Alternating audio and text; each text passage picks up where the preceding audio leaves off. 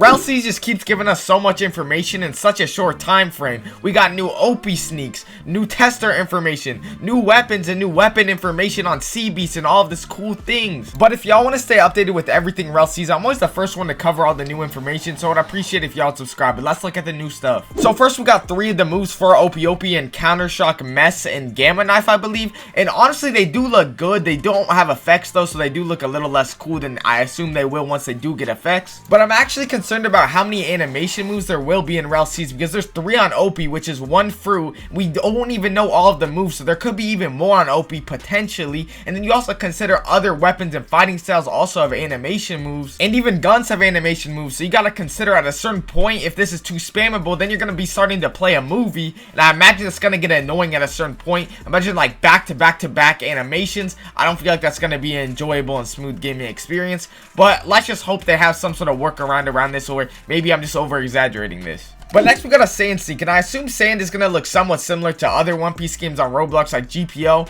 But there is one thing that I feel is going to be cool, is if you guys remember, Flame actually has like flame hands when you M1. So I assume there's going to be something similar with sand. Maybe that causes slowness, or I don't know exactly what a sand effect would do, but there should be something like that to look forward to. But next we got some weapons for Rell Seas, and honestly these 4 weapons tell us a lot about Rell Seas. Each weapon is a drop for a different seabeast. So for example, the shark katana looking sword sort of thing we got over here is the shark boss, if y'all remember that. So essentially this most likely confirms that there's going to be at least 4 seabeasts on release, possibly even more. I think it's pretty obvious that this sword correlates to the seabeast we originally seen, but I'm not exactly sure what the other weapons correlate to. We do know that there is going to be a unique weapon for each seabeast because it said in the tweet the guy that made them, but I'm not sure exactly what these other 2 are for. It's also a possibility that these weapons won't be for entirely different seabeasts, but maybe just a different variant of the seabeast. But I don't know, I would hope it would be different, and I think it's more likely that they will be unique weapons for a unique sea beast or sea creature. The only thing that makes me think these could be variants is because they don't look as distinguished as the shark one did. If you look at the axe, it's got the fin on top of it, which would also work for sea beasts. And then if you look at the trident, it also has like the little fin things on the side too, so I don't even know. But this tweet by one of the Rell brothers might be the most crazy piece of information I feel like in this whole video.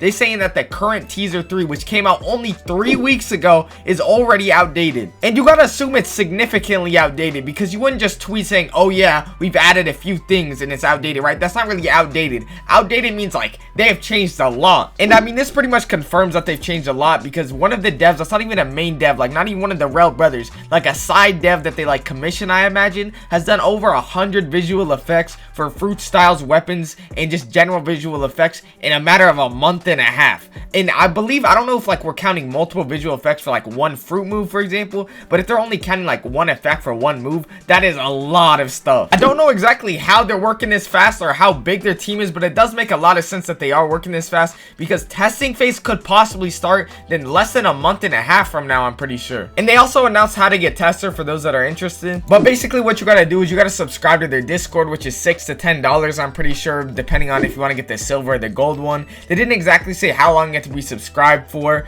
They basically, I assume you'll get a specific application that only silver and gold members have access to. I'm not the biggest fan of charging for being able to get tester, because you're probably not going to get the best testers in the world from that, but I do understand they got to support their game. You feel what I'm saying? They got to eat, and especially with how fast they're working and they're paying a lot of different people. I mean, I imagine they need the money, or I don't know how much they made from Shindo Life actually, so I'm not even sure. Y'all let me know. But do you guys like these like shorter videos where I kind of just like analyze like the sneaks and give kind of like context to them? Because I feel like a lot of YouTubers, they just like review the sneaks, but they don't actually give like any analysis or like any in-depth information on it. So I don't know. If y'all enjoy that, I'll make more of these. I don't know if y'all like this or not though. So either way, if y'all do subscribe, like the video, you feel me, I'd appreciate it. Thank y'all.